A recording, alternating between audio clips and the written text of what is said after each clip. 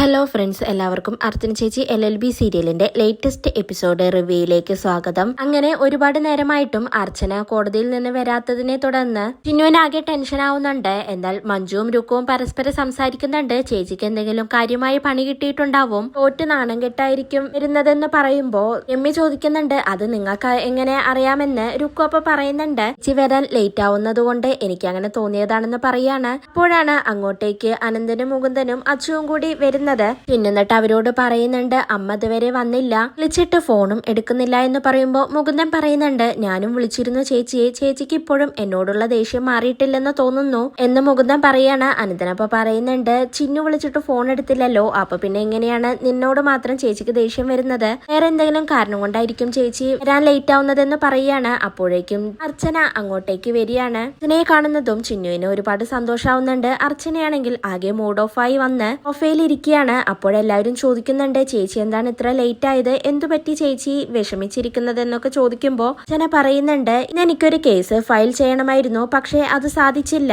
എന്റെ കയ്യിൽ നിന്നും കുറച്ച് സുപ്രധാന തെളിവുകൾ നഷ്ടമായി. പ്രധാന വിറ്റ്നസിന്റെ മൊഴിയാണ് എനിക്ക് നഷ്ടമായത്. ഇത് പോയിരിക്കുന്നത് ഈ വീട്ടിൽ നിന്നാണെന്ന് അർച്ചന പറയാണ്. അനന്തനും മുകുന്ദനൊക്കെ അപ്പൊ പറയുന്നുണ്ട്, ഈ വീട്ടിൽ നിന്നും അതാരെടുക്കാനാണ്? അർച്ചനയോട് ചോദിക്കുമ്പോ അർച്ചന പറയുന്നുണ്ട്, അതെനിക്കറിയില്ല, പക്ഷേ 1 മണിക്കൂറിനുള്ളിൽ അതാരാണ് എടുത്തതെന്ന് എനിക്കറിയണം. ആണെങ്കിലും അതെന്നോട് പറയണം, അല്ലെങ്കിൽ ഞാനും എന്റെ മോളും ഇവിടെ നിന്നും ഇറങ്ങിപ്പോവുമെന്ന് അർച്ചന തീർത്തു പറയാണ്. വീട് ചിന്നുവിനെ വിളിച്ച് അർച്ചന റൂമിലേക്ക് പോകുന്നുണ്ട്. മഞ്ജുവിന്റെയും രുക്കുവിന്റെയും പേടി കണ്ട് എല്ലാവർക്കും ആകെ അവരാണോ ചെയ്തതെന്ന് തോന്നിപ്പോവുകയാണ്. നിമോളപ്പ പറയുന്നുണ്ട്, അച്ഛ എനിക്ക് അച്ഛനോട് ഒരു കാര്യം പറയാനുണ്ടെന്ന് അനന്തനോട് പറയാണ്. അനന്തനപ്പ എന്താണെന്ന് ചോദിക്കുമ്പോഴേക്കും രുക്കു പെട്ടെന്ന് വന്ന് ഉണ്ണിമോളെടുത്ത്, എനിക്കറിയാം നീ എന്താണ് പറയാൻ വരുന്നതെന്ന്, ചോക്ലേറ്റ് അല്ലേ നിനക്ക് വേണ്ടത്? രാവിലെ മുതൽ ഇവൾ ചോക്ലേറ്റ് അന്വേഷിച്ച് നടക്കുകയായിരുന്നു. ഇതാ മോളെ, എന്റെ അടുത്തുണ്ട് ചോക്ലേറ്റ് എന്ന് പറഞ്ഞ് രുക്കു ഉണ്ണിമോൾക്ക് ചോക്ലേറ്റ് കൊടുത്ത് ഉള്ളിലേക്ക് വിടുകയാണ്. രുക്കു പതർന്നത് കണ്ട് എല്ലാവർക്കും തന്നെ രുക്കുവിന് ഒരു സംശയമുണ്ട്. പെട്ടെന്ന് രുക്കു റൂമിലേക്ക് പോവുകയാണ്. മഞ്ജുവും അടുക്കളയിൽ ജോലിയുണ്ടെന്ന് പറഞ്ഞ് അകത്തേക്ക് പോവുകയാണ്. രുക്കു പോയതും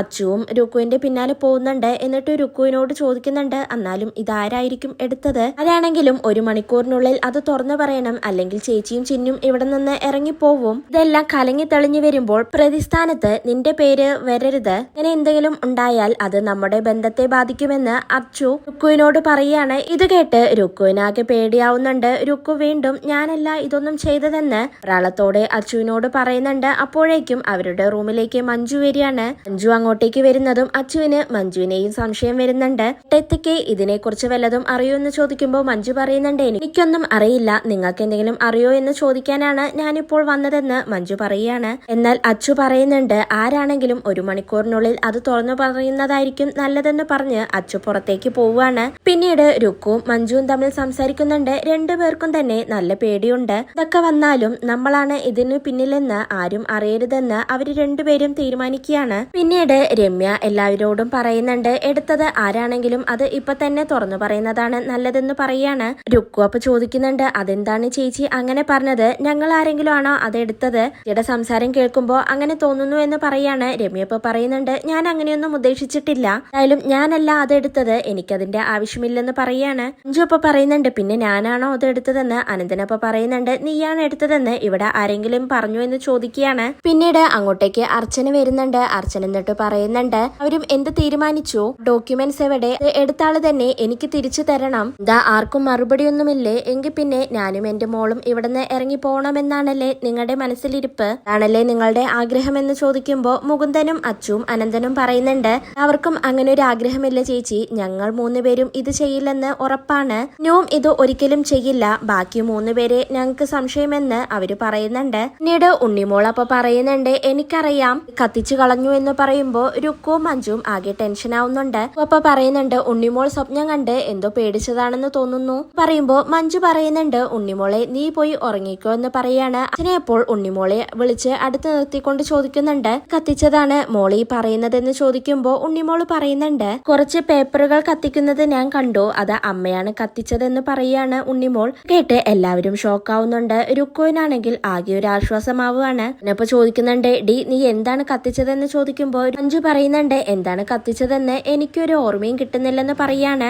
അപ്പോ ആരും കാണാതെ മഞ്ജുവിനോട് പറയുന്നുണ്ട്, ചേച്ചി ഇവിടെ എന്നെ രക്ഷിക്ക്, ചേച്ചിക്ക് ചന്ദ്രകാന്തത്തിൽ നിന്ന് സമ്മാനം വരുമെന്ന് പറയാണ്. ജോ അപ്പൊ പറയുന്നുണ്ട്, ഞാൻ കുറെ പേപ്പേഴ്സ് വേണ്ടാത്തതൊക്കെ കത്തിച്ചു. ഇങ്ങനെ തൂത്തുവാരിയപ്പോൾ കത്തിച്ചതാണ്. ഇതെല്ലാം എനിക്ക് വേണമെന്ന് അറിയില്ലായിരുന്നു എന്നൊക്കെ മഞ്ജു പറയുന്നുണ്ട്. ഇതിനാണെങ്കിൽ എല്ലാം കേട്ട് ദേഷ്യം വന്ന് മഞ്ജുവിനെ പിടിച്ച് തല്ലുന്നുണ്ട്. അച്ഛനെപ്പോൾ അനന്തനെ പിടിച്ചു മാറ്റിയാണ്. ഇതിന് അവളെ തല്ലിയിട്ട് എന്താണ് കാര്യം? ഇനി തിരിച്ചു കിട്ടില്ലല്ലോ ആ തെളിവുകളൊന്നും. ഇവിടെ വെച്ച് നമുക്ക് അവസാനിപ്പിക്കാമെന്ന് പറഞ്ഞ് അർച്ചന ചിന്നുവിനെയും വിളിച്ച് അകത്തേക്ക് പോവുകയാണ്. പിന്നീട് എല്ലാവരും തന്നെ അവിടെ നിന്ന് പോകുന്നുണ്ട്. മഞ്ജുവും രുക്കുവും കൂടി അതിനുശേഷം സംസാരിക്കുകയാണ്. എന്നിട്ട് സങ്കടത്തോടെ പറയുന്നുണ്ട്, ഒരിക്കലും അനന്തേട്ടൻ എന്നെ തല്ലുമെന്ന് വിചാരിച്ചില്ല എന്ന് പറയുമ്പോൾ രുക്കു പറയുന്നുണ്ട്, ചേച്ചിക്ക് അടി കിട്ടിയാൽ എന്താ, പ്രശ്നങ്ങളെല്ലാം സോൾവ് ആയില്ലേ? ദൃഗാന്തത്തിൽ നിന്ന് ചേച്ചിക്ക് ഇതിനൊരു സമ്മാനം വരുന്നുണ്ട്. കിട്ടുമ്പോൾ ചേച്ചിയുടെ ഈ വേദനയെല്ലാം മാറിക്കോളുമെന്ന് രുക്കു പറയാണ്. പിന്നീട് രുക്കു അകത്തേക്ക് പോവുകയാണ്. മഞ്ജു എന്നിട്ട് മനസ്സിൽ ചിന്തിക്കുന്നുണ്ട്, എല്ലാം ചെയ്തു വെച്ചിട്ട് എനിക്കാണല്ലോ തല്ല് കിട്ടിയത്, നൈസായിട്ട് ഒഴിവായി പോയില്ലേ എന്നൊക്കെ ചിന്തിക്കുകയാണ്. പിന്നീട് കോടതിയിലെത്തുന്ന അർച്ചനയും ദീപ്തിയും തമ്മിൽ സംസാരിക്കുന്നുണ്ട്. ദീപ്തി എന്നിട്ട് പറയുന്നുണ്ട്, ഇനി എങ്ങനെയാണ് നമ്മൾ ആ കേസ് ഫയൽ ചെയ്യുന്നത്? പ്രധാന തെളിവുകളല്ലേ നശിച്ചു പോയത് എന്നൊക്കെ ദീപ്തി പറയുമ്പോൾ അർച്ചന പറയുന്നുണ്ട്, ആ വീട്ടുകാരുടെ മുഖം ഓർക്കുമ്പോൾ ഈ കേസ് എനിക്ക് ഒഴിവാക്കാൻ കഴിയുന്നില്ല. പക്ഷെ ഞാൻ ഒരിക്കലും ഈ കേസ് വേണ്ടെന്ന് വെക്കില്ലെന്ന് അർച്ചന തീർത്തു പറയാണ്. ഇതോടെയാണ് ഇന്നത്തെ എപ്പിസോഡ് അവസാനിക്കുന്നത്.